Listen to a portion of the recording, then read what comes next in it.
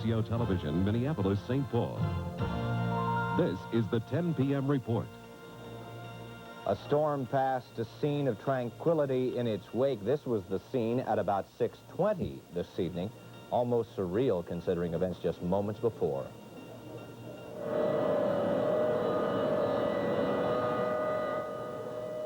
This was the scene just moments earlier, a tornado bearing down on residents of the northern suburbs, a scene captured by an amateur photographer.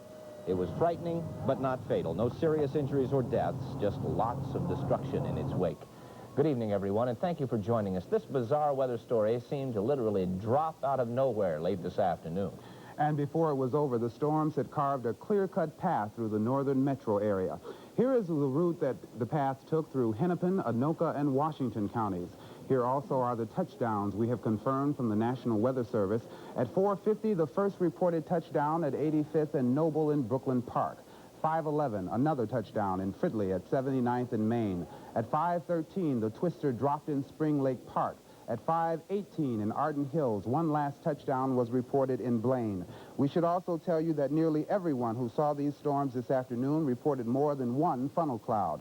And wherever you looked, the damages were evident. It was not hard to retrace the path this storm followed this afternoon, and so it is remarkable we are able to tell you tonight there were no injuries from the tornado anywhere in the metro area.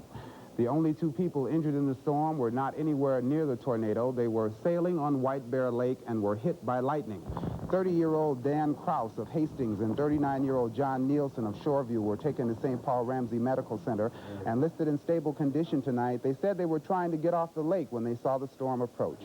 No, when the lightning bolt hit, I had the tiller in my hand, which is metal, and there was a flash. I heard lightning and the flash of bright light, and I just kind of got thrown. And my arm went completely numb, and it was like somebody hit me with a sledgehammer. Stunned us, and we knew what happened, and it was a frightening experience, but we're thankful to be alive. Krause had a burn mark on his lower back where the lightning left his body. Doctors say they will keep both men overnight to determine if there is any nerve or muscle damage. We can also tell you the power outages from the storm were not nearly as widespread as was first thought. Now there are some down power lines. Crews are out tonight trying to repair them, but NSP does urge everyone to stay away from those lines. Generally, the power outages are quite scattered tonight with no major problems reported in any one area. Let's go live now to Terry Sater in Coon Rapids. He's been there since the storm passed through. Hello, Terry. Hello, Tony. Tonight I'm standing in front of Coon Rapids business by the name of Endotronics. It was in this parking lot that the tornado touched down, circled the building, did not do any major structural damage to the building, but it did blow out windows on cars, blow out windows in the building. The tornado circled the building. Inside were 60 employees. Those employees, as I said, were uninjured. It's amazing no one was injured here. The tape that you are about to see is where the storm is earlier. A Northwestern Bell telephone truck was tipped over on its side. The man in the picture right there was in that truck at the time the tornado picked it up and turned it over on its side.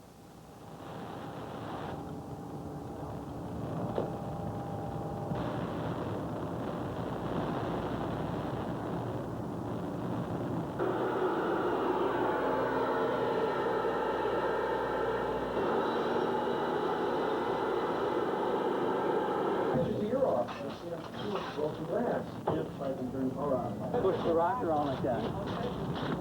Oh, it's safe. Pin and everything you hit. And trying to dry out this building. Split it. Well, I was working right at that green box on the other side of the road, so when I saw it coming, I got in the truck, and it was about that time it came through. People were getting pretty nervous and running back into the lunchroom, so we closed all the doors. Then we opened a couple of doors to kind of peek at it, so I'd come around the left side of the building, go back around the back of the factory part, and it was just hovering there and slamming against the side of the building a few times, and then it kind of stayed up, turned sort of horizontal, and then went toward Northtown. The man you just heard from there was Jeff Ringhofer. He is one of the people that was inside the building during the tornado. As you could see from some of the pictures, the rain damage was very heavy. After the tornado had torn parts of the roof off, blown out windows, as I said, there were 60 people inside that building at the time. Just about a half mile away from this building is a neighborhood on the corner of Highway 132 and East River Boulevard. There, some trees were ripped down on every block in that immediate area. That was near where the telephone truck had tipped over as well. The people there, as again I said, suffered no injuries. There were no children playing outside at the time. There was one garage that had been ripped apart. Inside was a brand new car, and that remains untouched tonight. Another amazing story of this tornado. The people here have been wandering the neighborhood. The people at Endotronics have been working all night long, like the other homeowners in this area, and trying to assess the damage, pick up, try to dry up what they can right now, but it's very clear what they're going to do tomorrow on Saturday, and that's going to be continuing to try to get this business and their homes back in order. Back to you, Tony. Okay, thank you, Terry, for that report. Now we're going to go from Terry to Pat Kessler, who spent the evening looking at the damage in the Fridley area. Pat, I understand you also talked to some very frightened people, obviously, out there. A number of them. A lot of things happen in a very short period of time, and what's very eerie about the aftermath of a tornado is to see the everyday items of our lives, those commonplace items, become the unreal. That's what happened. We saw oak trees that were snapped like a bone while a young sapling stood next to it, untouched. A mangled swing set was tossed like straws 150 feet from the backyard of a child who plays on it. Hundreds of people huddled for shelter at the Northtown Shopping Center after mall managers closed the stores when the tornadoes hit. And a mile away, a truck terminal was to have had its grand opening tomorrow. Trailer parked out here, and it rolled the trailer all the way over, and then it hit the side of the building, and the roof just blew up, and as we were sitting over there, we were watching part of the building go flying around in the air. You ever seen anything like that before? Nothing anywhere even close. Unbelievable. It really was unbelievable to a lot of the people we talked to. They'd never seen anything like it. I think most people in the Twin Cities probably have not. We talked to a Coon Rapids man who lost his garden. He lost some trees in his yard, and he lost his garage, but he says he feels like he got out of it lucky. You know, I was going to say, we've all covered lots of tornadoes up here and across the country, and this thing was on the ground for 33 minutes. That has to be one of the longest times a tornado's ever spent. The damage does not seem to be that great. It was a fairly narrow swath in the Coon Rapids, Fridley, Blaine areas, and you're exactly right. It didn't seem to really spread out, but it was in a very narrow swath and not a lot of damage, and happily, no injuries. That's good news. Good. Thank you very much, Pat. This was without a doubt the most well-documented tornado in quite some time. Hundreds of Twin Cityans were able to stand and watch the storm as it moved through. Others recorded it with home video cameras, as we mentioned at the top of our newscast. Our crew spent much of the afternoon talking to some of those people that was being caused. At some points we could see some debris coming up, but we really couldn't see anything because of the trees that were in the way. Now, what were you thinking when you shot this? Look at this. That's massive. Well, the first thing I thought is, God, very few people get to shoot this kind of stuff, and I had the equipment right there, and I just couldn't believe I had the equipment. But Mark, weren't you afraid it was going to turn and come at you? No, I'm pretty familiar with tornadoes, and I know they travel from southeast to northeast, and that was pretty far away from me. How long have you had that camera, George? I just bought it last night. You bought it last night? It's some of the first footage I've ever taken. We want to look at it. You shot it from downtown Minneapolis. We're going to roll the videotape and see what your first venture in movie making came up. Oh, look at this. Now, this is from downtown Minneapolis all the way out, looking at that tornado in Brooklyn Park. In the background, of course, you hear the sirens. Did they go off pretty promptly in Minneapolis? No, they seem to go off probably 5 to 10 minutes after I started filming this tornado. But those were the Minneapolis sirens? Right. Okay. What were you thinking when you saw it? Well, I was trying to decide whether I wanted to run away or whether I wanted to stay with the camera, and I kind of did both. Now we're going to turn to our meteorologist, Dr. Walt Lyons, who we're happy to say is somewhat of an expert in these tornado situations, and we need an update. Walt, what do you know? Definitely. I'll tell you one thing, you never know enough about tornadoes. Every one teaches you something different. Although this was probably as typical a tornado as you could get, although we're also one of the luckiest tornadoes we've ever had. Let's start off with the current situations, though. Right now, the watches for Minnesota have been canceled. There is a severe thunderstorm watch till 4 a.m. over in Wisconsin. It's no longer our problem. Essentially, there may be a few scattered thunder showers around. Most of them are well north of the cities. There are some heavy ones now moving in from South Dakota, not going to affect us for the next few hours, and heavy cell southeast of La Crosse. But our radar earlier this evening, whoa, that was rather frightening looking. This is right out of the textbook, an intense thunderstorm in southeast Anoka County. And notice this little protuberance that is coming down right along the Anoka-Ramsey County line. Boy, if you know anything about tornadoes, it flashes right back to what you see in the textbook. The heavy cell with the bright red radar echo and the hail and the strong rains and the gusts, maybe about 10 miles north. But this little protuberance that comes out that's called the hook echo. Right at the tip of that is where you expect to find the tornado, and that's exactly where we found it. And it was another interesting tornado because it tended to break up into smaller tornadoes, which are sometimes called suction vortices, which rotate around a common center. And many people look at that and say there's several tornadoes. Well, it's a matter of terminology. In fact, you'll get, here's one, here's another, there's another. They're all rotating around a common center. And wherever one of those little suction vortices strikes, you lose a house or a building or whatever happens to be in the way. Ironically, the tornado caused no injuries, but lightning did. There's a tremendous amount of lightning north of that cell under the heavy rain, and it was in White Bear Lake where the two individuals were struck by lightning and injured, and fortunately not too severely. 33 miles on the ground, 33 minutes on the ground, about a 5-mile-long path. It touched down in Brooklyn Park at about 4:50 at 85th and Noble, and lifted off about just west of Highway 65 in Anoka County, and it's amazing it didn't hit anything more. This is the kind of damage where it did hit. It's intense. Of course, tornado resulted in no deaths, not even any injuries, but the Twin Cities area has not always fared so well. 2 years ago, a tornado struck Apache Plaza in St. Anthony. One person was killed, and the frontal hit shortly after about 8:30 on the evening of April 26, 1984. That was about a 6-mile-long path length. 5 years ago, a tornado again struck in Roseville. Again, one person was killed, more than a dozen people injured.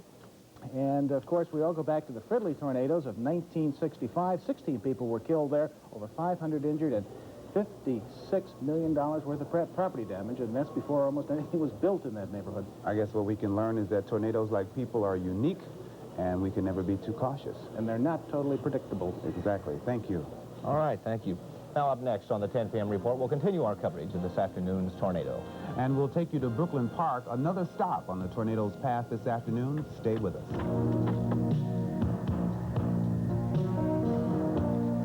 Shortly before 5 today, residents in the northern suburbs stared at the sky and caught their breath. The tornado obviously held their attention for nearly half an hour, but when it dissipated, they began surveying their neighborhoods. Mark Watts reports on the damage and the debris in Brooklyn Park. Minutes after the tornado struck in Brooklyn Park, residents had already started to rebuild. The damage here was minor compared to other parts of the Twin Cities. 2 small boys were inside this house at the time the tornado hit it. They took cover in the basement and were uninjured. At least the boys are fine. This kind of stuff can be fixed. It's kind of tough, frustrating, but this kind of stuff can be fixed. And the storm lifted this entire structure and shifted it 6 inches. It appears to be okay, but it is not. It's a $300,000 home. The construction company that built it says they'll have to tear it down, then relay the foundation and build the house back up from scratch again. And the heavy winds thrashed several homes still under construction, leveling a few, tossing pieces of wood like matchsticks. We just had a meeting with our builder last night, talking about when we were going to move in. It was going to be 60 days. I'm sure this will set us behind. Our movers, the people who bought our house are moving in, or we're closing August 28th. Barb Schmidt said she decided to move here because she thought it was a tornado-free area. Mark Watts, WCCO Television News, Brooklyn Park. Dr. Wald is back with us to tell us more about today, and as if conditions were fertile enough for any more trouble, say, this weekend or next week? The fuse may still be lit. I don't want to be alarmist, but tomorrow could have pretty heavy weather here. And I don't know why anyone would think this is a tornado-free area, but the only place I know that's pretty free of tornadoes is San Diego, and I'm not sure of that either. Let's do the more mundane for a chance here. The statistics for today, it got up to 92. Hot air usually rises. It did, right into those thunderstorms. The low last night hardly deserves the name. It was 78 degrees. The airport never had any precipitation. Can you believe that? They had 1 or 2 tornadoes fly by, but no precipitation at the airport. Afternoon highs were well up into the 90s and approaching 100 over Nebraska, southern Minnesota, and into Wisconsin. A front lying through this region was part of the cause and the agitation of getting this air to start rising. The fuel for the thunderstorms was the dew points, which were unbearably sticky, 75 to 80 degrees, even above 80 just to the north of the Twin Cities, just in the area where that cell developed the tornado. Here was the large cluster of thunderstorms from Nebraska into central Minnesota on the front, but it was the one just out ahead of that. This little rather innocuous-looking thunderstorm, that is the one that produced the tornado. And right now, if we look at the time-lapse satellite for the last several hours, we can see a lot of thunderstorms basically from Nebraska, South Dakota, up into central Minnesota and well over into Wisconsin. We might get some more showers later on tonight. Huron radar shows some heavy ones developing. This whole pattern will continue to shift east into tomorrow and tomorrow afternoon, so there's going to be more thunderstorms around. I wouldn't be surprised to see some more watches and perhaps warnings before we finally get a surge of cool air in here, which we could use. At the moment, it is partly cloudy, rather pleasant, 80 degrees, as the temperatures do point down a few notches to 73.